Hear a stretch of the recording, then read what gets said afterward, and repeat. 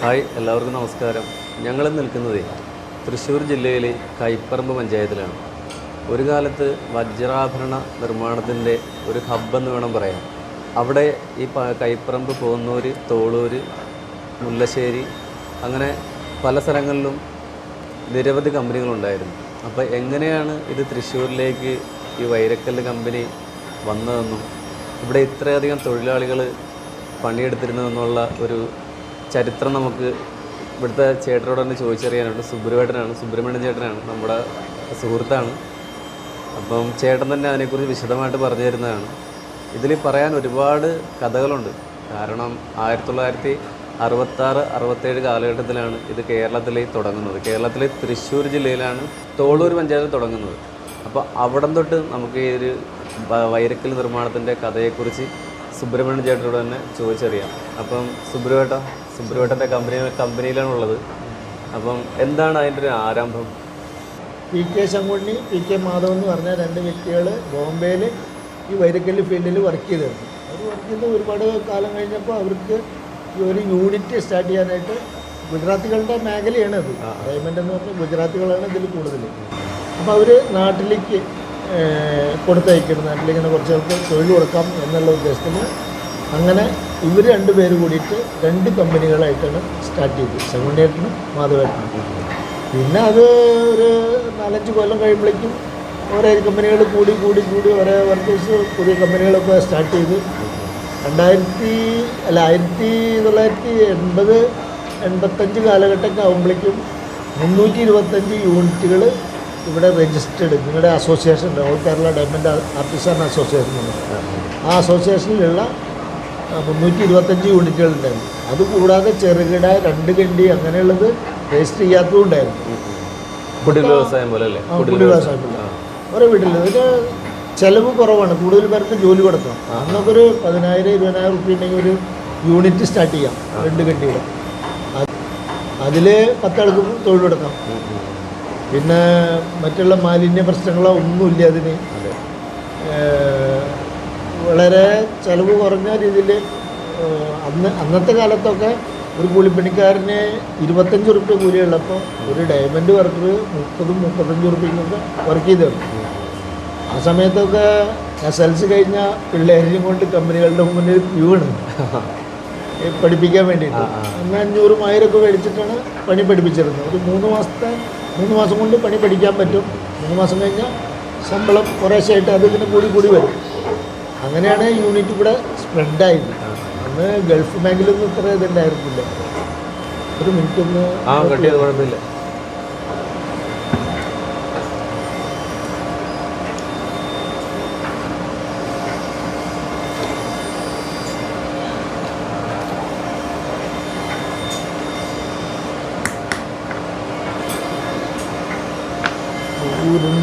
കല്ല് വെക്കണ സാധനമാണ് അല്ലേ? കല്ല് ഇതിൽ ഫിക്സ് ചെയ്യണതാണ്. വെറുതെ പ്രസ് ചെയ്ത് കഴിഞ്ഞാൽ ഈ വിടവുകളുണ്ടല്ലോ അതിങ്ങനെ അമർന്നിട്ട് അതിൽ ഫിക്സ് ആയിരിക്കും.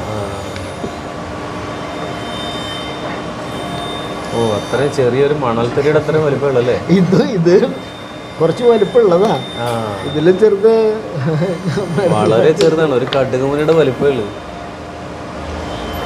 അതിനേക്കാൾ ചെറുതുണ്ട്, ഞാൻ കാണിച്ചു തരാം. ഇത് ചെയ്യണമെങ്കിൽ നല്ല ക്ഷമ വേണം അല്ലേ? ഇതൊരു കടുകുമണിയിലേക്ക് നോക്കി ചെയ്യണം, നല്ല ശ്രദ്ധയും വേണം.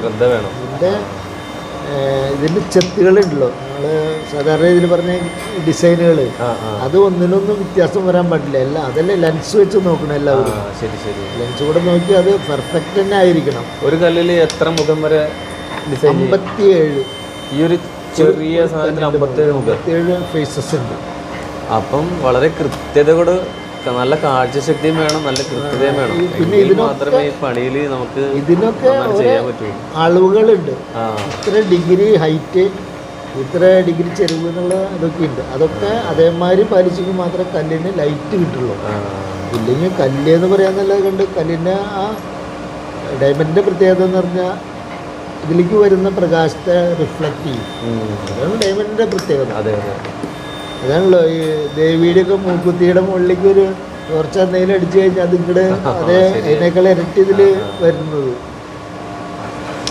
മറ്റുള്ള എന്ത് സാധനമായാലും ഗ്ലാസ്സൊക്കെ ആണെങ്കിൽ ലൈറ്റ് പുറത്തേക്ക് പോകും, ഇത് പുറത്തേക്ക് പോകില്ല, നേരെ റിട്ടേൺ വരെ ചെയ്യാം. അപ്പം അതങ്ങനെ കറക്റ്റായിട്ട് വരണമെങ്കിൽ അതിന് ഒരളവുണ്ട്, ഇത്ര ഡിഗ്രി ഹൈറ്റ്, ഇത്ര ഡിഗ്രി ചെരുവ്, അങ്ങനെയൊക്കെ ഉണ്ട്. അതൊക്കെ പെർഫെക്റ്റ് ആണെങ്കിൽ മാത്രമേ വല്ലതും കൈവാരടിക്കണമെന്നുണ്ടെങ്കിൽ തന്നോട്ടാ.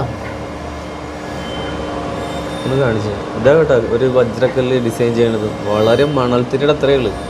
അത് ലെൻസ് വെച്ചിട്ടാണ് അതിൻ്റെ ഓരോ മുഖങ്ങളും അവർ ഉരച്ചും ചെത്തിയൊക്കെ റെഡിയാക്കണത്.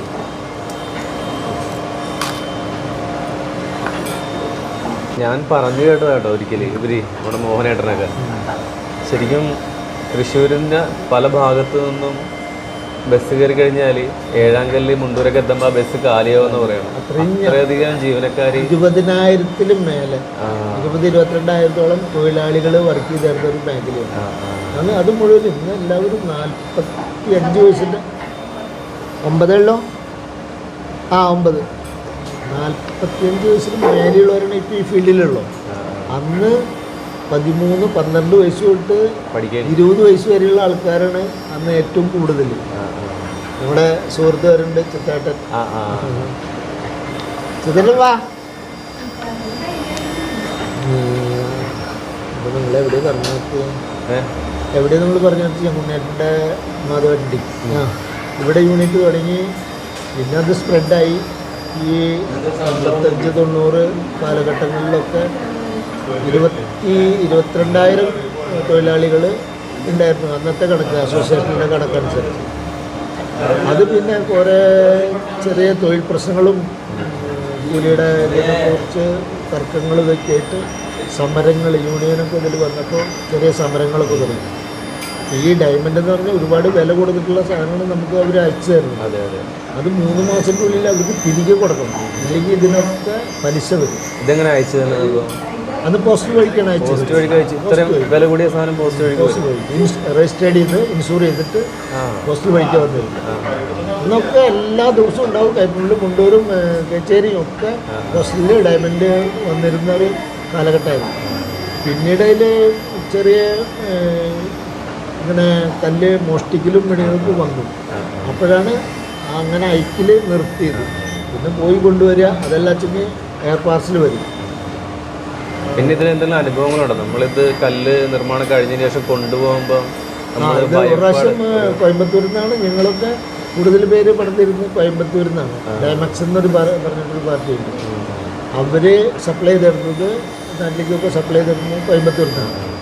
ഇത് തയ്യാറാക്കിയിട്ട് നമ്മൾ എല്ലാ ദിവസവും നമ്മുടെ ഒരു വണ്ടി കോയമ്പത്തൂരിൽ പോകും. ഏതെങ്കിലും ഈ അന്ന് 10-100 കമ്പനികളുണ്ട്, അതിൽ ആരെങ്കിലും 2 ആൾ ആ വണ്ടിയിലുണ്ടാവും. ബാക്കി എല്ലാവരെയും പാക്കറ്റുകൾ കളക്ട് ചെയ്തിട്ട് അങ്ങനെ കൊണ്ടുപോവുക ചെയ്യാം. കോയമ്പത്തൂർക്ക് ഇത് വിമാനമാർഗം എത്തും അല്ലേ? കോയമ്പത്തൂർ വിമാനമാർഗം എത്തും. അവിടുന്ന് അവിടെ വലിയ ഓഫീസുണ്ട്, അവിടുന്ന് നമ്മൾക്ക് സപ്ലൈ ചെയ്ത് തരും. അത് അങ്ങനെ ഒരു ദിവസം പോകുമ്പോൾ പാലക്കാട് വെച്ചിട്ട് നമുക്ക് ഒരു ലൂട്ടിങ്, ഒരു പാർട്ടി വന്ന് വണ്ടി ഓവർടേക്ക് ചെയ്ത് നിർത്തി വെടിവെച്ചു. വെടിവെപ്പിൽ ഒരാൾക്ക് പരിക്ക് പറ്റി. പക്ഷേ വണ്ടിക്ക് ഇങ്ങനെ കല്ല് കൊണ്ടുപോകാനായിട്ട് പ്രത്യേക അറകൾ ഉണ്ടാക്കിയിട്ടായിരുന്നു. ആ അറയിൽ ആയതുകൊണ്ട് അത് കല്ലൊന്നും കിട്ടിയില്ല. ഇവരുടെ പോക്കറ്റിൽ 1-2 പാർട്ടിയുടെ പാലക്കാട് നിന്ന് മേടിക്കുന്ന, പാലക്കാടല്ല വടക്കഞ്ചേരിയിൽ നിന്ന് മേടിക്കുന്ന പാർട്ടിയുടെ കല്ലുണ്ടായിരുന്നു. അത് മാത്രമാണ് അവർക്ക് കിട്ടിയുള്ളൂ, ബാക്കിയൊന്നും കിട്ടിയില്ല. മെയിനായിട്ടുള്ള കാര്യമൊന്നും കിട്ടിയില്ല. അങ്ങനെ കോടികളുടെ നഷ്ടം വന്നിരുന്നു. അങ്ങനെ ഒരു സംഭവം ഉണ്ടായിട്ടുണ്ട്. ജോലി ചെയ്യുന്നതോടൊപ്പം തന്നെ ഇത് തിരികെ എത്തിക്കുന്നത് വലിയൊരു ഉത്തരവാദിത്തമാണ്. കാരണം ഇത്രയും വിലപിടിപ്പുള്ളതല്ലേ. അന്ന് ഇവിടെ ഒന്നും ആർക്കും അത്ര അറിയില്ല ഡയമണ്ട് ഇത്ര വാല്യുബിൾ ആണെന്നുള്ളത്. ആർക്കും അറിയില്ല. ഡയമണ്ട് നാട്ടിലൊന്നും ഉപയോഗിച്ചിരുന്നില്ല. പിന്നീടാണ് ഇതിനെക്കുറിച്ച് അറിഞ്ഞു തുടങ്ങിയപ്പോഴാണ് ബോംബെയിൽ നിന്ന് തന്നെ ചിലർ ഈ പാർസലിന് മോഷ്ടിക്കണ പരിപാടികളൊക്കെ തുടങ്ങിയത്. ഇൻഷൂർ ചെയ്യുക വെറും 50,000, 5,000, 10,000 ഉറപ്പിച്ചാണ് ഇൻഷൂർ ചെയ്യുക. സാധാരണയിൽ ലക്ഷങ്ങളുടെ ഉണ്ടാവും. ഇൻഷൂർ ചെയ്തതിൻ്റെ പകുതി കാശാണ് അത് നഷ്ടപ്പെട്ട കിട്ടാൻ പോണത്. അപ്പോൾ അങ്ങനെ വന്നപ്പോൾ പിന്നെ ആ പോസ്റ്റിൽ അയക്കിൽ എല്ലാവരും സ്റ്റോപ്പ് ചെയ്തു. പിന്നെ എല്ലാവരും എയർ പാർസലായി, പിന്നെ പോയി വരലായി. അങ്ങനെയൊക്കെയാണ് നടന്നിരുന്നത്. അതിൻ്റെ ഇടയിൽ ഈ യൂണിയനും ഇതൊക്കെ വന്ന് സമരങ്ങൾ തുടങ്ങിയപ്പോൾ ചിലപ്പോൾ ഒരു മാസം അതിലും കൂടുതലൊക്കെ 3 മാസം വരെ സ്ട്രൈക്ക് ഉണ്ടായി. ഒരു തൊഴിൽ പ്രതിസന്ധി അവിടെ രൂപപ്പെട്ടു തുടങ്ങും ഒരു മാസം. അപ്പോൾ അവർക്ക് പ്രശ്നങ്ങളായി തുടങ്ങി സേട്ടുമാർക്ക്. അവർക്ക് ഈ സാധനം ഒരു 3 മാസത്തിനുള്ളിൽ റിട്ടേൺ കൊടുക്കാൻ പറ്റാതെ ആകുമ്പോൾ അവർക്ക് നഷ്ടം വന്നു. അപ്പോൾ അവർ നാട്ടിലേക്കുള്ള കുറച്ചു. ഇവിടെ ഒരുപാട് സേട്ടുമാരുടെ ഓഫീസുകളുണ്ടായിരുന്നു. അവരൊക്കെ ഓരോരുത്തരായിട്ട് പിൻവാങ്ങി തുടങ്ങി. അങ്ങനെ ലാസ്റ്റ് ഡൈമക്സ് മാത്രമേ ഉണ്ടായിരുന്നു ഈ കോയമ്പത്തൂരിൽ നിന്ന് കിട്ടിയിരുന്നു. അതിനു മുമ്പ് ഇൻഡോജൻ അങ്ങനെ ഒരുപാട് പാർട്ടികൾ ഉണ്ടായിരുന്നതാണ് ഇവിടെ. അവരൊക്കെ പിൻവാങ്ങി. അങ്ങനെ ഡൈമക്സ് മാത്രമായി. അവരും ഈ 2015 കൂടിയിട്ട് അവർ സ്റ്റോപ്പ് ചെയ്തു. അപ്പോൾ എല്ലാ സ്ഥാപനങ്ങളും പ്രതിസന്ധി വരാൻ കാരണം ഈ സമരമാണല്ലോ. അപ്പോൾ സമരത്തിൽ കൂലി വർധന ഉദ്ദേശിച്ചിട്ടാണ് സമരങ്ങൾ വന്നത്. അതെ, കൂലി വർധന ഉദ്ദേശിച്ചിട്ടും അതന്നെ മെയിനായിട്ടല്ലേ. കൂലി വർധനവിൻ്റെ കാര്യം തന്നെയാണ് മെയിനായിട്ടുണ്ടായത്. പക്ഷേ ഇതിൻ്റെ ഒരു പ്രതാപകാലത്ത് അന്നൊരു സമരത്തിൻ്റെ ആവശ്യം ഉണ്ടായിരുന്നു അല്ലേ? ഇതിനെക്കുറിച്ച് വായിച്ചറിഞ്ഞപ്പം സർക്കാർ ജോലിയേക്കാളും കൂടുതൽ വരുമാനം കിട്ടുന്നത് ഈ ജോലിയിൽ നിന്നാണ് കിട്ടിയിരുന്നു. അന്ന് സർക്കാർ ജോലിക്കാർക്ക് 600 ആണെങ്കിൽ വയരക്കിലെ ജോലിക്കാർക്ക് 1000 രൂപയാണ്. ഒരു വീട്ടിൽ തന്നെ 3 ആളുള്ളപ്പം 10 മടങ്ങ് വർധനമായി ഒരു വീട്ടിൽ. അതേമാതിരി ബോംബെയിൽ തന്നെ വർക്ക് ചെയ്യുമ്പോൾ, ഞാനൊക്കെ ബോംബെയിൽ വർക്ക് ചെയ്യുന്ന സമയത്ത് ഒരു തൊഴിലാളിക്ക് കല്ലറക്കാരനാണെന്ന് പറഞ്ഞാൽ എത്ര അഡ്വാൻസ് വേണമെങ്കിൽ കിട്ടിയിരുന്ന ഒരു കാലം ഉണ്ടായിരുന്നു. അതായത് ചോദിച്ചു അപ്പം എങ്ങനെ ഈ സമരം വന്ന് ചേർന്നതിൻ്റെ അല്ലേ? സമരം നാട്ടിലിങ്ങനെ യൂണിയന് അതാണല്ലോ ഒരു ഇത്. കൂലി ഏറ്റവും കൂടുതലുള്ള സ്ഥലമാണ് വയരക്കൽ. പക്ഷേ അവിടെ ഒരു സമരത്തിൻ്റെ ആവശ്യം അന്ന് ശരി സത്യത്തിൽ ഉണ്ടായിരുന്നില്ല. പക്ഷേ ഓരോ അങ്ങനെ നമുക്ക് പെട്ടെന്ന് പൈസ കൂട്ടാൻ നമ്മളിത് വിലയ്ക്ക് വാങ്ങി ചെയ്യണതല്ല. നമുക്കൊരു ലേബർ ചാർജാണ് കിട്ടുന്നത്. ഒരു കല്ല് പണിത ഇത്ര രൂപ എന്നുണ്ട്. അതിലും കൂടുതൽ വരുമ്പോൾ നമുക്ക് കൊടുക്കാൻ പറ്റില്ല. അപ്പോൾ അവരെന്നെ ചേട്ടുമാരെന്നെ എന്തേ അതിൻ്റെ മുഖങ്ങൾ ചെത്തിയും മിനുക്കിയിട്ട് അതിൻ്റെ ഒരു ടെസ്റ്റ് ഏതായാലോട്ടെ നോക്കണ സംഭവം 3 വളരെ ചെറുതാണ് വലിപ്പങ്ങൾ. അത് ലെൻസ് വെച്ച് നോക്കിയാൽ മാത്രമേ അതിൻ്റെ ഓരോ മുഖങ്ങൾ ഡിസൈൻ ചെയ്ത് അറിയാൻ പറ്റുള്ളൂ, കൃത്യമായിട്ട് അറിയാൻ പറ്റുള്ളൂ. കാഴ്ചശക്തി വളരെ പ്രധാനമാണ് ഈ ജോലി. വീട് അധികം ഇല്ലല്ലോ, ഒരു സ്വല്പം കൂടി അമർത്തിക്കുക, ഒന്ന് കൈവരടിച്ച് പേര് പിടിക്കാം. ഇതിൽ കൂടെ നോക്കിയിട്ട് പകുതിയായിട്ടുള്ള പണിയുണ്ടാ. പകുതിയായിട്ടുള്ളൂ, പക്ഷേ ഒരുപാട് മുഖങ്ങളായി. ഇതിപ്പോ 8 മുഖയുള്ളൂ. ഇനി ഇതിന്റെ അടിയിലൊക്കെ 16 വേറെ വരും, മുകളിലൊരു 8 വരും. അപ്പോഴേ പണി പൂർത്തിയാവുള്ളൂ കേട്ടോ. ഇതിലൊക്കെ എല്ലാ മുഖങ്ങളുള്ള കല്ലുകളാണ്. പക്ഷേ ഇതിൻ്റെ ഒരു തൊഴിൽ മേഖല മറ്റ് തൊഴിൽ വെച്ച് നോക്കുമ്പോഴേ വളരെ എന്താണ് ഒരു സേഫ്റ്റിയാണ്. നമ്മൾ ഒരു റൂമിൽ ഫാനിൻ്റെ താഴത്തിൽ ചെയ്യാം. ഞങ്ങൾ ആലപ്പുഴക്കാരാണല്ലോ, ആലപ്പുഴയിൽ കയർ വ്യവസായമാണ്. പക്ഷെ അതിന് കഠിനാധ്വാനം ഭയങ്കരമാണ് അല്ലേ? പക്ഷേ അതിനെ അപേക്ഷിച്ച് ഇത് നോക്കുമ്പോൾ ഇത് വളരെ മെച്ചപ്പെട്ടൊരു ജോലിയാണ്. ജോലിയായിട്ട് വർക്ക് ചെയ്യാവുന്നൊരു മേഖലയാണ് അല്ലേ? ജോലിയായിട്ട് അതെ, എല്ലാവരും ജോലി സന്തോഷത്തിന് വേണ്ടിയിടുമ്പോൾ അതെ അങ്ങനെ തോന്നുന്നുണ്ട്. ഭാരപ്പെട്ട പണിയില്ല, വെയിൽ കൊള്ളണ്ട, മഴ കൊള്ളണ്ട. കറണ്ട് പോയപ്പോഴൊക്കെ ജനറേറ്റർ ഉണ്ട്. പണ്ടൊന്നും ജനറേറ്റർ ഒന്നും ഉണ്ടായിരുന്നില്ല. ചിലപ്പോൾ ഒരു ദിവസമൊക്കെ ഞങ്ങൾക്ക് കറണ്ട് പോയി കഴിഞ്ഞാൽ അന്ന് ലീവ് ആവും. ഇന്നതല്ല, ഇന്നല്ല പ്രതാപകാലത്ത് എല്ലാ കമ്പനികളിലും ജനറേറ്റർ ഉണ്ടായിരുന്നു. അപ്പോൾ തൊഴിൽ ബുദ്ധിമുട്ടൊന്നും ഉണ്ടായിരുന്നില്ല. അതിൻ്റെ ഒരു കാലത്തിനനുസരിച്ച് പെട്ടെന്ന് കൂലി കൂടിയില്ല എന്നുള്ളൊരു കാരണമാണ് സമരം തുടങ്ങാൻ കാരണം. പക്ഷേ സമരം ചെയ്തിട്ട് കൂലി കൂട്ടിയതിനേക്കാളും കൂടുതൽ മറ്റുള്ളവരിപ്പോൾ ഞാൻ വേറൊരു പാർട്ടിയുടെയാണ് കല്ല് പണിയുന്നത്.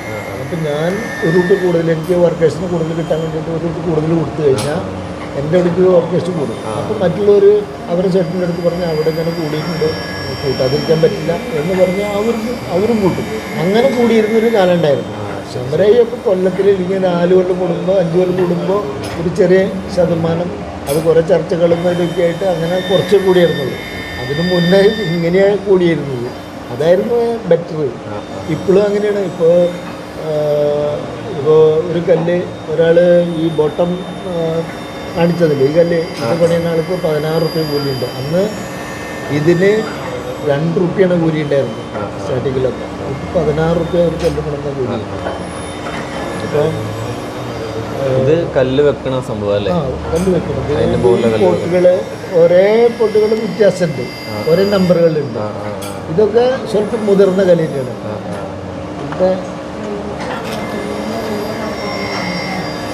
ഇതൊക്കെ ചെറുതാണ്, ഇതിലും ചെറുതുണ്ട്, അതും മൈന്യൂട്ടായിട്ടുള്ള പൊട്ടുകളുണ്ട്. ശരിക്കും വജ്രാഭരണവുമായിട്ട് ഒരു ബന്ധമില്ലാത്തൊരു പഞ്ചായത്തിലെ കുറേ സ്ഥലങ്ങൾ ഇതിൻ്റെ ഹബ്ബായിട്ട് മാറിയല്ലേ? തീർച്ചയായിട്ടും. ഇപ്പോൾ അന്ന് കമ്പനികളായിരുന്നു, മാനുഫാക്ചറിങ് കമ്പനികളായിരുന്നു കൂടുതൽ. ഇപ്പോൾ ഇത് ഡയമണ്ട് സെറ്റ് ചെയ്യണ കമ്പനി, ഇങ്ങനത്തെ സ്ഥാപനങ്ങൾ ഒരുപാടുണ്ട്. ഇത് പോയിന്നുള്ളൂ, പോളിഷിങ് പണി പോയിന്നുള്ള. ഡയമണ്ട് ഉപയോഗം ഇപ്പോൾ കേരളത്തിൽ ഒരുപാട് വർദ്ധിച്ചു. ഒരാൾക്ക് ഒരു ചെറിയ മൂക്കുത്തിങ്ങലില്ലാത്തത് വളരെ അപൂർവമാണ്.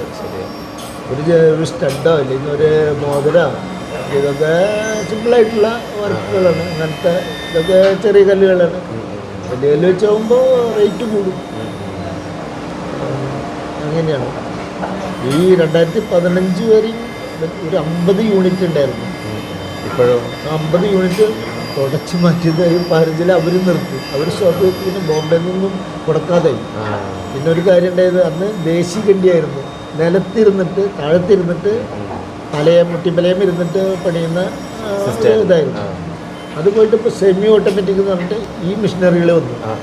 ഇത് വന്നപ്പോൾ കുറച്ചും കൂടി ഈസിയായി, പണി വർക്കും ഈസിയായി. അന്നൊക്കെ ഇതിൻ്റെയൊക്കെ അളവ് നമ്മൾ ശ്രദ്ധിച്ച് നോക്കിയിട്ട് മനസ്സുകൊണ്ടാണ് അളവും എടുക്കുക. നമ്മുടെ ഓരോരുത്തരും ഇവരുടെ ഡിഗ്രി എന്ന് പറയുന്നത് അത് നോക്കിയിട്ട് എടുക്കണം. ഇപ്പോൾ കറക്റ്റ് ഡിഗ്രി ഉണ്ട്. ഈ വർക്ക് ചെയ്യുന്ന മെഷീന് അതിൻ്റെ ഡിഗ്രികളുണ്ട്.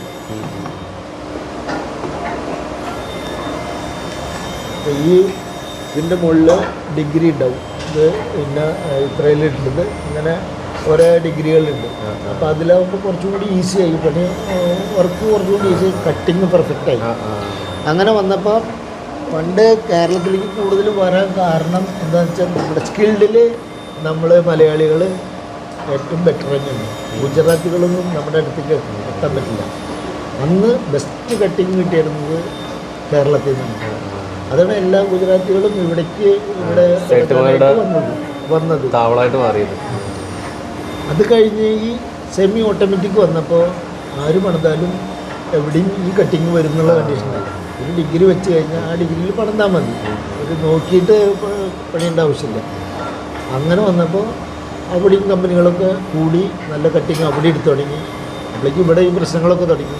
ഇവിടെ ഈ ഒരു 4-5 ദിവസം ഇവിടേക്ക് എത്താൻ വേണം, പാർസലെത്താൻ വേണം. പിന്നെ അതേമാതിരി 5 ദിവസം അങ്ങോട്ടും വേണം. ഒരു 15 ദിവസം വർക്ക് ചെയ്യാൻ വേണം, 15 ദിവസം വർക്ക് ചെയ്യാൻ വേണം.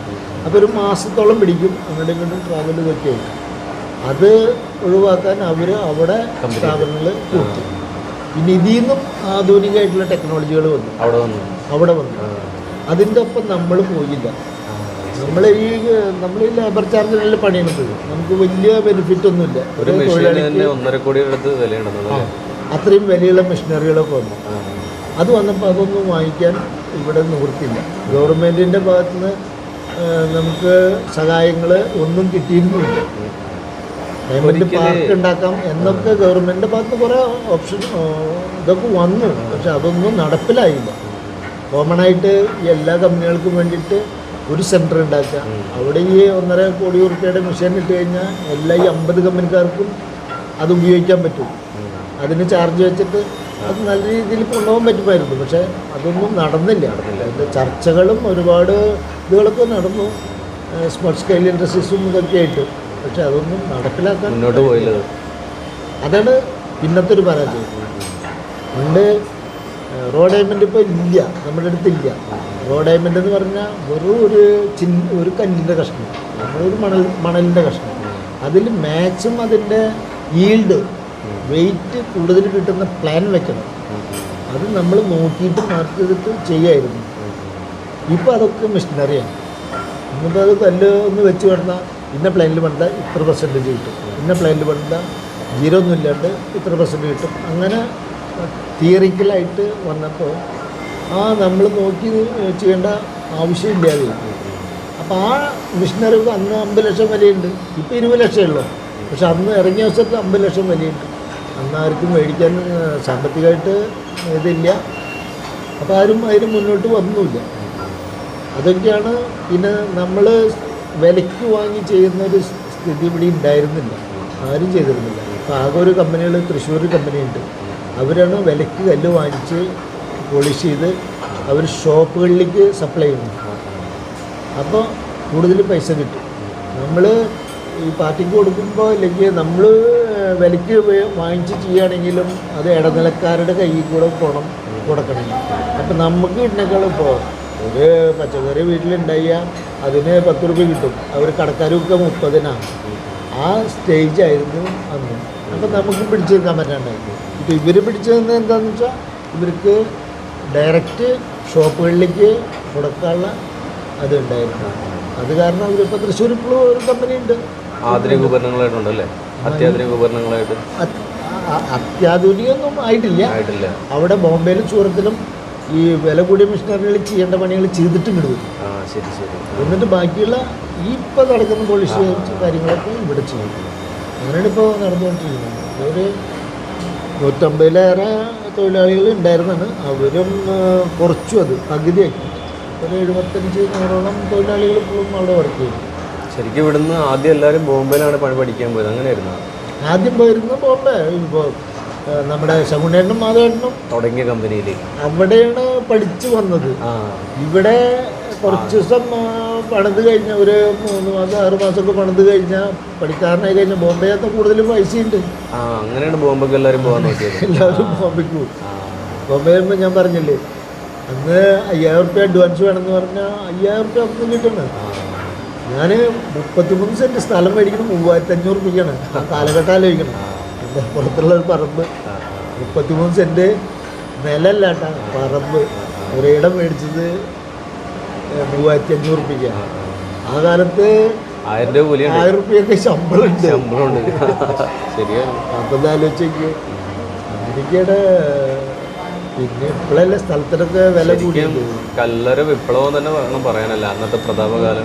പ്രതാപകാലത്ത് പറഞ്ഞാൽ ഗൾഫുകാരന് വരെ പെണ്ണ് കിട്ടില്ല, പക്ഷെ കല്ലറക്കാരനാണ് ഘാട്ടുകാരനാണെന്ന് പറഞ്ഞാൽ ഭയങ്കര ഡിമാൻഡാണ്. ഘാട്ടെന്ന് പറഞ്ഞാൽ ഏറ്റവും ബേസ് വർക്കാണ്, പക്ഷെ അതിവിടെ ഇല്ല. അതാണ് ഇപ്പോൾ ഞാൻ പറഞ്ഞു വലിയ മിഷനിൽ ബോംബെയിൽ ചെയ്തിട്ട് വരുന്നതാണ്. ലേസർ സോയിങ് എന്ന് പറയും, ലേസർ ബ്രൂട്ടിംഗ് എന്ന് പറയും. ഇതിലോരോ ഘട്ടം ഘട്ടമുള്ള പണിയുണ്ടല്ലേ? അല്ലാണ്ട് ഒരു പണി തന്നെ എല്ലാവരും എടുക്കല്ലേ? അല്ലല്ല. ഇതിപ്പോൾ ഇവിടെ 2 പേര് മാത്രം ഈ അടിവശം വർക്ക് ചെയ്യണില്ലേ. ഇവിടെ കുറേ ശൂലങ്ങൾ കാണും. ഇങ്ങനെ നോക്കിയാൽ ഇങ്ങനെ ശൂലന്മാര് കാണാം. അടുത്ത കിട്ടില്ല, ഫോക്കസ് കറക്റ്റ് അതാ. അങ്ങനെ ശൂലന്മാര് നിൽക്കണില്ലേ ഒരേ ഇങ്ങനെ. അത് സ്തൂപം പോലെ ആ വർക്ക് ചെയ്യണത് 2 ആളിവിടെ. ശരി ശരി. അപ്പോൾ അവൻ നന്നായിട്ട് എണ്ണം പണിയണതാണ്. 60 കല്ല് 65 കല്ലൊക്കെ പഠിക്കും. 16 റുപ്യ കൂലിയുണ്ട്. 65 70 പഠിക്കും. കല്ലിന്റെ എണ്ണത്തിനനുസരിച്ചാണല്ലേ? 1000 റുപ്യ 1200 റുപ്യക്ക് പണി. ആവറേജ് 25 റുപ്യൻ്റെ ശമ്പളം ആൾക്ക് മാത്രമല്ല ഉണ്ടാവും. അതേ വർക്ക് ചെയ്യണതാണ് ആ കുട്ടി. അതായത് പകുതി പോലും പണിയാൻ കുട്ടി ആയിട്ടില്ല. 20 പ്രാവീണ്യം വേണം അല്ലേ? അതും ബെസ്റ്റ് കട്ടിങ്. ഒരു കംപ്ലൈൻറ്റ് നമ്മൾ റിട്ടേൺ കൊടുക്കേണ്ട ആവശ്യം വരില്ല. അങ്ങനെയൊക്കെ അവർ പഠിക്കും. പിന്നെ അടുത്ത സ്റ്റെപ്പ് പണിയാണ് ഈ കുട്ടി. ഇത് കല്ല് മേടിച്ച് കൊണ്ടുപോയി. അത് ടോപ്പ് പെയിലുകൾ എന്ന് പറയും. ടോപ്പ് പെയിൽ പിടിക്കുന്ന പോലെ. അത് കഴിഞ്ഞാൽ ഒരു ടേബിൾ സ്മൂത്തിങ് ഉണ്ട്. ഇതിൻ്റെ ഈ ഫേസ് ഉയരം കൂടിയിരിക്കും കുറഞ്ഞിരിക്കും അങ്ങനെയൊക്കെ വരും. പിന്നെ ഇതിലെ ലൈനുകളൊക്കെ ഉണ്ട്, അതൊക്കെ കളയണതാണ് ടേബിൾ സ്മൂത്തിങ് എന്ന് പറഞ്ഞിട്ട്. അത് കഴിഞ്ഞാൽ പിന്നെ ടോപ്പടി. ടോപ്പെന്ന് പറഞ്ഞാൽ ഏറ്റവും ഈ സൈഡിലെ വർക്ക്, ഫിനിഷ് വർക്ക്. ഞാൻ പറഞ്ഞില്ലേ മുകളിൽ 8 അടിയിൽ 16 24 ഫേസസ് ഉണ്ടാക്കുന്നത് അവരാണ്. അപ്പോൾ ആദ്യം 8 പിടിച്ച ആ ഫേസ് ഒരു ഡയമണ്ട് ആകൃതിയിൽ വരും. ഇങ്ങനെ ഡയമണ്ട് ആകൃതിയിൽ വരും അതിൻ്റെ സെൻറ്ററിൽ. അതാണ് എന്തേ ടൈമായില്ലേ? ലഞ്ച് ടൈമായി. അപ്പം അങ്ങനെയൊക്കെയാണ് ഇതിൻ്റെ വിശേഷങ്ങൾ. ഇപ്പോൾ ഞാൻ ജുവലറിയുടെ വർക്കാണ് ഇപ്പോൾ ചെയ്തുകൊണ്ടിരിക്കുന്നത്. റോ ഡയമണ്ട് ചെയ്യുന്നില്ല. ജുവലറിയിൽ പല ഇതിലും ചെറിയ കംപ്ലൈൻറ്റുകളൊക്കെ വരും. സെറ്റ് ചെയ്യുമ്പോൾ ബ്രോക്കൺ ആവും, അല്ലെങ്കിൽ കട്ടിങ്ങിൽ മോശം കട്ടിങ് കാണിച്ചെങ്കിൽ അത് റീകട്ട് ചെയ്യാൻ, അങ്ങനെയുള്ള വർക്കാണ് ഇപ്പോൾ നമ്മൾ ചെയ്തുകൊണ്ടിരിക്കുന്നത്. അത് കാരണം വലിയ ടെൻഷനില്ല. വെച്ചാൽ പ്ലാൻ നോക്കി പഠിക്കണം അങ്ങനെയുള്ളതൊന്നും നമുക്കില്ല. നമ്മുടെ പെങ്ങളുടെ തന്നെ അവിടെ മനോജില്ലേ, അവരാണ് ഘാട്ടി സെക്ഷൻ്റെ മാനേജറായിരുന്നു. പിന്നെ അപ്പുറത്ത് ഒരു ഹാള് കണ്ടില്ലേ, അത് മുഴുവനും നമ്മുടെ കമ്പനിയായിരുന്നു. 80 പേര് വർക്ക് ചെയ്തിരുന്നു അവിടെ. ഇവിടെ 80 പേര് വർക്ക് ചെയ്ത കമ്പനിയായിരുന്നു ആദ്യം. 80 പേര് വർക്ക് ചെയ്തിരുന്ന കമ്പനി. അത് ചെറുതായി വന്നപ്പോൾ 2 പുള്ളിയുടെ മാറ്റിയത് മാത്രം. അത് മൊത്തം വാടകയ്ക്ക് കൊടുത്തു. അന്നൊക്കെ ഘാട്ടി സെക്ഷൻ നോക്കാൻ മറ്റേ പോലീസ് സെക്ഷന് 2 മാനേജർമാരുണ്ടായിരുന്നു. ഈ ബോട്ടം സെക്ഷൻ നോക്കാൻ ഒരാൾ, മറ്റേ ടോപ്പിൻ്റെ ഒക്കെ നോക്കാൻ നമ്മുടെ ഒരളിയുണ്ടായിരുന്നു, ഭാര്യയുടെ ആള്. ഓരോ സെക്ഷനിലും ഓരോ മാനേജർ ഉണ്ടാവും അല്ലേ? അവർക്ക് അന്ന് ഈ കല്ല് നോക്കിയിട്ട് പാസ്സാക്കുക അല്ലേ?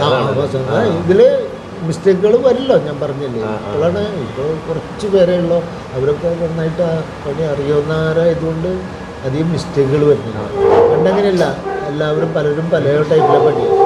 അപ്പം അത് ഒരേമാതിരി നമുക്ക് വരുത്തണം. ഇപ്പോൾ ചെറിയ കംപ്ലൈൻറ്റുകളുണ്ടെങ്കിൽ അത് മടക്കി കൊടുക്കും, റിപ്പയർ ചെയ്യും, അങ്ങനെ ആയിരുന്നു. അങ്ങനെ ഓരോ സെക്ഷനിലും മാനേജ്മെൻറ്റ് വേണം. നമുക്ക് 3-4 ആൾ ഇതൊക്കെ നോക്കാൻ തന്നെ ഉണ്ടായിരുന്നു. നമുക്ക് പിന്നെ തയ്യാറാവുമ്പോൾ നോക്കേണ്ട ആവശ്യം ഉണ്ടായിരുന്നുള്ളൂ. എനിക്കിപ്പോഴാണ് പണി കൂടിയത്, ഇതിപ്പോൾ എല്ലാം നോക്കണം. അന്ന് എനിക്ക് ലാസ്റ്റ് വൈകുന്നേരം ഉള്ള പണി എനിക്ക് വേണ്ട. ഇപ്പോൾ അതല്ല, എല്ലാ സെക്ഷനും ഞാനെന്നെ കൈകാര്യം സെറ്റ് ചെയ്യണം. സെറ്റ് ചെയ്യാൻ ആളുണ്ടായിരുന്നു, എല്ലാറ്റിനും വേറെ വേറെ ആൾക്കാരുണ്ടായിരുന്നു. അപ്പം അതൊന്നുമില്ല. എന്നാലും ഞാൻ 72 തൊട്ട് ഈ ഫീൽഡിൽ വന്നതാണ്. ഇപ്പോൾ ഈ നിമിഷം വരെ ഈ ഫീൽഡിൽ നിന്ന് മാറിയിട്ടില്ല, വേറെ തൊഴിലിനും പോയിട്ടില്ല. അല്ല, 70-92 കാലഘട്ടമാണ് ഞാൻ വായിച്ചു കണ്ട കേട്ടോ. അതിൻ്റെ പ്രതാപകാലം എന്ന് പറഞ്ഞാൽ കണ്ടായിരുന്നു. അന്ന് 100 കമ്പനി, പിന്നെ 200 പെട്ടെന്ന് 300 അല്ലേ? അങ്ങനെ കൂടി പടവുകളായിട്ട് ഇങ്ങനെ വളർന്നു. 72 വന്ന് 83 ഞാൻ പുതിയ യൂണിറ്റ് സ്റ്റാർട്ട് ചെയ്തു. അന്ന് വർക്കറായിരുന്നു. വർക്കറായി കുറച്ച് കാലം 5 കൊല്ലത്തോളം ബോംബെയിൽ നിന്നിട്ടുണ്ട്. അത് കഴിഞ്ഞ് നാട്ടിൽ വന്ന് മാരേജൊക്കെ കഴിഞ്ഞതിന് ശേഷമാണ് ഒരു യൂണിറ്റ് കൈപ്പറമ്പിലൊരു ചെറിയ യൂണിറ്റ് സ്റ്റാർട്ട് ചെയ്ത്. അത് ഇതേമാതിരി 2 കണ്ടി ഇട്ടിട്ട് ദേശി, ഞാൻ പറഞ്ഞില്ലേ ദേശി നെറ്റിലുള്ള പണിയാണ്, അത് സ്റ്റാർട്ട് ചെയ്തു. അത് കഴിഞ്ഞ് പിന്നെ പടിപടിയായിട്ട് പിന്നെ നമ്മുടെ കട്ടിങ് ഇതൊക്കെ ഇഷ്ടപ്പെട്ട ഒരു പാർട്ടി നമുക്ക് സപ്പോർട്ട് ചെയ്തു. മിഷനറിയെല്ലാം അവർ വാങ്ങി തന്നു. നമ്മൾ മാനേജ് ചെയ്യേണ്ട ആവശ്യമുള്ളൂ, കല്ലും അവർ തരും. അങ്ങനെ 100 മുണ്ടൂര് ഉള്ളപ്പോൾ 100 പേര് വർക്ക് ചെയ്യുന്ന കമ്പനിയായിരുന്നു. അവിടുന്ന് അതിലൊരു പാർട്ട്ണർ ഉണ്ടായിരുന്നു, ചിറ്റാട്ടൻ രവി എന്ന് പറഞ്ഞിട്ടൊരാൾ എൻ്റെ പാർട്ട്ണർ ഉണ്ടായിരുന്നു. അപ്പോൾ ഘാട്ടി സെക്ഷനൊക്കെ ആണെന്നോരോ നോക്കി, ഞാൻ പോളിഷ് മാത്രം. അവിടുന്ന് 95 ഞാനിവിടെ നമ്മുടെ സ്വന്തം സ്ഥലത്ത് ഷീറ്റിട്ട ബിൽഡിങ്ങില്ലേ, അത് പണിതപ്പോൾ ഞാൻ ഇങ്ങോട്ട് പോകും. ഇവിടെ ഒരു 80ഓളം, അന്നും ഈ പറഞ്ഞ മാതിരി ഒരു 10-20 ആളായിട്ടായിരുന്നല്ലോ ഫസ്റ്റിൽ. പിന്നെ അത് കൂട്ടി 80ഓളം തൊഴിലാളികളുണ്ടായിരുന്നു. പിന്നെ കാലം മാറാനും ചെയ്യുമ്പോൾ ഈ സമരം ഇതൊക്കെ വരുമ്പോൾ കുറേ തൊഴിലാളികൾ വിട്ടുപോകും. റെഗുലറായിട്ട് പണി കിട്ടുമ്പോൾ ആരും ഒന്നും പോവില്ല. പണിയില്ലാതെ 2 മാസം 3 മാസമൊക്കെ നിൽക്കുമ്പോൾ അവർ വേറെ ഫീൽഡിലേക്ക് പോകും. അങ്ങനെ വർക്കേഴ്സ് തന്നെ കുറഞ്ഞു വന്നു. പിന്നെ കല്ലിൻ്റെ ലഭ്യതയും കുറഞ്ഞപ്പോൾ ശേഷം 2015 കംപ്ലീറ്റ് ഒരു കമ്പനി ഇല്ലാണ്ട് വിരലുണ്ടാവുന്ന കമ്പനികൾ മാത്രമായിട്ട് മാറി ചുരുങ്ങി. അന്ന് ഈ ജൂവലറിക്കാരെ നമ്മുടെ വർക്ക് അവർക്ക് ഇഷ്ടമായതിൻ്റെ പേരിൽ അവർ റഫ് എടുത്തിട്ട് നമുക്ക് പണിയാൻ തന്നിരുന്നു. അങ്ങനെയാണ് നമ്മൾ അതിൽ നിന്ന് ഇങ്ങനെ കടന്നിട്ട് വന്നത്. ഇപ്പോൾ അവരുടെ തന്നെയാണ് കോയമ്പത്തൂരുള്ള സുമൻ ജുവലറി എന്ന് പറഞ്ഞിട്ടൊരു കമ്പനിയാണ് നമുക്ക് മെറ്റീരിയൽസ് തരുന്നോണ്ടിരിക്കുന്നത്, വർക്ക് ചെയ്യുന്നത്. അപ്പോൾ കല്ലറയുടെ വിശേഷങ്ങളാണ് സുബ്രുവായിട്ട് പങ്കുവച്ചത്. ശരിക്കും പറഞ്ഞാൽ ഒരു 66-92 കാലഘട്ടം വരെ ഈ വജ്ര ആഭരണ നിർമ്മാണ രംഗത്ത് തോളൂര്, മുണ്ടൂര്, പേരാമംഗലം, മുല്ലശ്ശേരി, ചൂണ്ടൽ ഈ ഭാഗങ്ങളിലൊക്കെ നിരവധി കമ്പനികളുണ്ടായിരുന്നു. അതോടൊപ്പം തന്നെ 20,000-ന് മുകളിൽ ജീവനക്കാർ ജോലി ചെയ്ത സ്ഥാപനം കൂടിയായിരുന്നു. അന്ന് സർക്കാർ ജോലിയേക്കാളും കൂടുതൽ ശമ്പളം ഉണ്ടായിരുന്ന ഒരു മേഖല കൂടിയായിരുന്നു കല്ലറ കമ്പനി. കല്ലറ എന്ന് പറയുന്നത് വൈരക്കല്ലാണ് കേട്ടോ. അത് വളരെ ചുരുക്കി പറയുന്നതാണ് കല്ലറ എന്നല്ലേ. വൈരക്കല്ല് നിർമ്മാണ രംഗം, അത് ഡയമണ്ട്. ശരിയാ, ഈ കാണുന്ന സംഭവം കേട്ടോ വളരെ ചെറിയൊരു കടുകുമണിയുടെ അത്രയേ ഉള്ളൂ. അതിലാണ് ഇവർ വളരെ കൃത്യതയോടുകൂടി ലെൻസ് വെച്ചിട്ട് അതിൻ്റെ ഓരോ ഭാഗങ്ങൾ ചെത്തിയല്ലയാണ്, ചെത്തിയും മിനുസപ്പെടുത്തിയും വളരെ മികച്ച രീതിയിലുള്ള നമ്മുടെ കയ്യിലേക്ക് കിട്ടുന്ന ആ ഒരു വജ്രാഭരണം നമ്മൾ അണിയുന്നത്. കാരണം അത്രയധികം പണി ഇതിലുണ്ട്. ആ ശരിക്കും നമ്മൾ ലെൻസ് വെച്ച് നോക്കുമ്പോഴാണ് അതിൻ്റെ ഒരു വലുപ്പവും കാര്യങ്ങളും അറിയാൻ പറ്റുന്നത്. ആ ഒരു 56 ഡിസൈൻസ് കാണാൻ പറ്റുന്നത്. 56 വശങ്ങളല്ലേ, ഫേസസ് ചെത്തി മിനുക്കിയെടുക്കും. അപ്പം അതിൻ്റെ ഒരു പ്രതാപകാലത്തെക്കുറിച്ചുള്ള അനുഭവങ്ങളും ഇപ്പോൾ നടന്നു കൊണ്ടിരിക്കുന്ന കാലഘട്ടത്തെക്കുറിച്ചുള്ള അനുഭവങ്ങളുമാണ് സുബ്രുവേട്ടൻ പങ്കുവെച്ചത്. അതിൻ്റെ ഒരു പ്രതാപകാലത്ത് യൂണിയൻ സമരം വന്നു ചേർന്ന് ഒരു 72 ദിവസത്തോളം തുടർച്ചയായിട്ട് പണികൾ നിർത്തിവെക്കേണ്ടി വന്നത് മൂലം ഈ കല്ല് കൊടുക്കുന്ന സേട്ടുമാർക്ക് കൃത്യമായിട്ട് കല്ലുകൾ തിരിച്ചെത്താതായി. അങ്ങനെയാണ് ഈ ഒരു നിർമ്മാണ രംഗത്ത് വളരെയധികം ബുദ്ധിമുട്ടുകൾ വന്നു ചേർന്നത്. അവർ പിന്നീട് അവരുടെ നാട്ടിൽ തന്നെ അവർ ഈ കമ്പനികളൊക്കെ തുടങ്ങിയപ്പോൾ ഇവിടെ പണിയെടുത്തിട്ടിരുന്ന പല ആൾക്കാരും മറ്റു മേഖലകളിലേക്ക് പോകേണ്ടി വന്നു. എന്നാലും ഇപ്പോൾ വിരലിലെണ്ണാവുന്ന കമ്പനികൾ മാത്രമാണ്, അല്ലേ ചേട്ടൻ പറഞ്ഞ പോലെ വളരെ ചുരുങ്ങിയ കമ്പനികൾ. പക്ഷേ അതിൻ്റെ ഒരു പ്രതാപകാലം നമ്മളെല്ലാവരും അറിഞ്ഞിരിക്കേണ്ട കാര്യമാണ്. അത് നമ്മൾ ആദ്യം തന്നെ പറഞ്ഞിട്ടുണ്ട്. അപ്പം എല്ലാവരും ഈ വീഡിയോ കണ്ടു കഴിഞ്ഞാൽ നിങ്ങൾക്ക് ബോധ്യപ്പെടും എന്താണ് കല്ലറ കമ്പനിയെന്നും ആ ഒരു പഴയ കാലത്തെ ആ ഒരു പ്രതാപകാലവും ഇപ്പോൾ വന്നു ചേർത്തിട്ടുള്ള ആ ഒരു ബുദ്ധിമുട്ടുകളൊക്കെ സുബ്രുവേട്ടൻ തന്നെ വിവരിച്ചിട്ടുണ്ട്. അപ്പോൾ ഈ ഒരു കുഞ്ഞു വീഡിയോ ആണ്. അപ്പോൾ നിങ്ങൾക്ക് എല്ലാവർക്കും ഈ ഒരു വീഡിയോ കണ്ട് ഞങ്ങളെ സപ്പോർട്ട് ചെയ്യുക. ഇത് സുബ്രുവേട്ടൻ്റെ സുഹൃത്താണ്, സിദ്ധാർത്ഥേട്ടനാണ്. ആള് വൈരക്കൽ നിർമ്മാണത്തിൽ വളരെയധികം എക്സ്പീരിയൻസ് ഉള്ള ഒരാളാണ്. അപ്പോൾ ഇത് സീനിയോറിറ്റി ഉണ്ട്. അപ്പോൾ ഇതിൻ്റെ നിർമ്മാണം ആദ്യമായിട്ട് തുടങ്ങിയ VK ശങ്കുണ്ണിയേട്ടനും VK മാധവേട്ടൻ്റെയും കമ്പനിയിൽ ജോലി ചെയ്യുന്ന ആളാണ്. അപ്പോൾ ഇതിനെക്കുറിച്ച് ഒരുപാട് അനുഭവങ്ങളുണ്ടാവും. ചേട്ടൻ്റെ ഒരു അനുഭവങ്ങൾ ഒന്ന് പറയാം. അനുഭവം എന്ന് വെച്ച് കഴിഞ്ഞാൽ നമ്മളിപ്പോഴും ഇത്രയും വർഷമായി ഞാൻ ഈ ലൈനിൽ കയറിയിട്ട്, എന്നാലും നമ്മളിപ്പോഴും ഇതിൽ പണി പഠിച്ചുകൊണ്ടിരിക്കുന്നു. ഓരോ ദിവസം കഴിയുന്തോറും ഇതിൽ ടെക്നോളജി മാറി വരുന്നുണ്ട്. ഇപ്പോൾ പഴയ കാലത്ത് ഇതേമാരത്തെ മേശയൊന്നല്ലായിരുന്നു. നമ്മൾ താഴത്ത് പലയാമിരുന്നിട്ട് ഇതേമാരത്തെ പലയാമിരുന്നിട്ടാണ് നമ്മൾ ജോലി ചെയ്യുന്നത്. ഇപ്പോൾ അത് കഴിഞ്ഞ് ഇപ്പോൾ അന്ന് ഇത്ര ശമ്പളം എടുക്കാൻ പറ്റിയിരുന്നില്ല, ശമ്പളം കുറവ് കിട്ടിയിരുന്നുള്ളൂ. ഇപ്പോൾ ടെക്നോളജി മാറി, അപ്പോൾ ശമ്പളത്തിൽ വർധനവ് വന്നു. അങ്ങനെ ഓരോ വർഷം വേണ്ട, ഓരോ മാസം കഴിയും തോറും ഓരോ ടെക്നോളജി മാറി വരുന്നു. അപ്പം അതിനനുസരിച്ച് നമ്മുടെ നാട്ടിൽ അതിന് മാറ്റം വരുത്താൻ പറ്റുന്നില്ല. കാരണം കോടികൾ ചിലവാക്കിയും കൊണ്ട് നമ്മൾ മിഷനറി ഇറക്കണം. അതിനിപ്പോൾ നമ്മുടെ നാട്ടിൽ സാധിക്കാവുന്നവരും അത് ചെയ്യുന്നില്ല. കാരണം എന്താണെന്ന് വെച്ച് കഴിഞ്ഞാൽ നമ്മളിപ്പോൾ എങ്ങനെയെങ്കിലും ലോൺ എടുത്തിട്ടെങ്കിലും ഇപ്പോൾ അത് വാങ്ങിക്കാം, നമ്മൾക്ക് തുടർന്ന് നടത്താമെന്ന് ഉദ്ദേശിച്ച് കഴിഞ്ഞാലും നമ്മൾക്കിപ്പോൾ ഈ വൈരക്കല്ല് നമ്മൾക്ക് ഇവിടെ നിന്ന് കിട്ടുന്നതല്ലല്ലോ, ഒക്കെ ഗുജറാത്ത് അവിടെ നിന്നൊക്കെ വരുന്നതല്ലേ. അപ്പം അവരുടെ സഹായം ഇല്ലെങ്കിൽ നമുക്ക് ഇത് നടത്താൻ പറ്റില്ല. വിലയ്ക്ക് വാങ്ങിച്ചും കൊണ്ട് നമ്മൾക്ക് ഇത് മുന്നോട്ട് പോകാനും പറ്റില്ല. അപ്പം അങ്ങനെയുള്ള ഓരോ ബുദ്ധിമുട്ടുകൾ കാരണം കൊണ്ടാണ് ഇത്. പിന്നെ ഇപ്പോൾ ഇവിടെ നാട്ടിൽ സമരമായി, അപ്പം അങ്ങനെയൊക്കെ ആയിട്ട് നോക്കുമ്പോൾ നടത്തി പോകാൻ ബുദ്ധിമുട്ടായി. സമരം വന്നിട്ട് നോക്കുമ്പോൾ ഗവൺമെൻറ്റിൽ നിന്നും കുറച്ച് ബുദ്ധിമുട്ടുകൾ വന്നു. കാരണം ഈ ലൈനിൽ രക്ഷപ്പെട്ടിട്ടുള്ളവർ വളരെ അപൂർവം പേരുള്ളൂ. എന്നാൽ കുറേ പേർക്ക് തൊഴിലുകൾ കിട്ടിയിട്ടുണ്ട്. രക്ഷപ്പെട്ടിട്ടുള്ളവർ വളരെ കുറവുള്ളൂ. തൊഴിലാളികൾ ഒരുപാട് ഉണ്ടായിട്ടുണ്ട്. അങ്ങനെ ഒരു ഗുണം ഉണ്ടായിട്ടുണ്ട്. പക്ഷേ ഈ സമരം വരലും പിന്നെ സമരം വന്നോട് കൂടിയിട്ട് ഗവൺമെൻറ്റിൽ നിന്നുള്ള ഈ ESIയും പ്രോഡക്റ്റും ഇതെല്ലാ ആനുകൂല്യങ്ങളും കൊടുത്തിട്ട് ഒരു മുതലാളിക്ക് കൊണ്ട് നടത്താൻ ബുദ്ധിമുട്ട് വന്നു. പിന്നെ പൈസ ചിലവ് കൂടുക, ഈ മെഷീനറികൾ മാറ്റം വരുമ്പോൾ അതിനനുസരിച്ച് പൈസ ഇറക്കാനുള്ള ഒരു ബുദ്ധിമുട്ട്, അങ്ങനെ എല്ലാം കൂടി വന്നിട്ട് നോക്കുമ്പോൾ പിന്നെ ഈ ലാൻഡ് ഇപ്പോൾ നമ്മുടെ നാട്ടിൽ അവസാനിച്ചു. പിന്നെ ഇപ്പോൾ നമ്മളിപ്പോൾ അവിടെ നിന്ന് പാർസലായിട്ടാണ് വരിക. ഈ വൈരക്കല്ല് അവിടെ നിന്ന് പാർസലായിട്ടാണ് വരിക. അതിപ്പോൾ ഇവിടെ എത്താണെന്ന് വെച്ച് കഴിഞ്ഞാൽ 3 ദിവസമൊക്കെ പിടിക്കും. ആ 3 ദിവസം പിടിച്ചിട്ട് പിന്നെ നമ്മളത് ഇവിടെ പണിയിടിച്ച് എല്ലാം ഫിനിഷ് ചെയ്ത് തിരിച്ചയക്കുമ്പോൾ അത് ഒരാഴ്ചയെങ്കിലും പിടിക്കും. അപ്പോൾ അവർക്ക് അവിടെ ലേറ്റാവാണ് കിട്ടാൻ. അപ്പോൾ അവരവിടെ തുടങ്ങിയല്ലേ ഈ സംരംഭം? അപ്പോൾ അവർക്ക് അവിടെ കൂടുതൽ അവരുടെ നാട്ടിൽ തുടങ്ങാനുള്ള ഒരു ഇതായിരുന്നു. ഇപ്പോൾ നമ്മുടെ ഈ കേരളത്തിലുള്ള ഒരുവിധമുള്ള മലയാളീസൊക്കെ അവിടെ ഗുജറാത്തിലും ബോംബെയിലും ഒക്കെ ജോലി ചെയ്തിട്ടുള്ളവരാണ്. ഇപ്പോൾ ഒന്നുമില്ല. കാരണം എന്താ വെച്ച് കഴിഞ്ഞാൽ ഇപ്പോൾ നമ്മളിപ്പോൾ കഷ്ടപ്പെട്ടിട്ട് ഇപ്പോൾ അവിടെ ചെന്നിക്കേണ്ട പ്രായം കൂടി ഒരേതൊരാളും പണി പഠിക്കുന്നവരില്ല. പണി പഠിക്കാത്തതിൻ്റെ കാരണം ഇതാണ്, നമ്മൾക്ക് ഇത് തുടർന്ന് കൊണ്ട് നടത്താൻ പറ്റില്ല, പ്രായം കൂടി വരിക. അപ്പോൾ പണി പഠിച്ചിട്ട് കാര്യമില്ല. ഓരോരുത്തരും ഇതിൽ നിന്ന് പിന്നാക്കം പോവല്ലേ, അങ്ങനെ ഇത് അവസാനിച്ചതാണ്.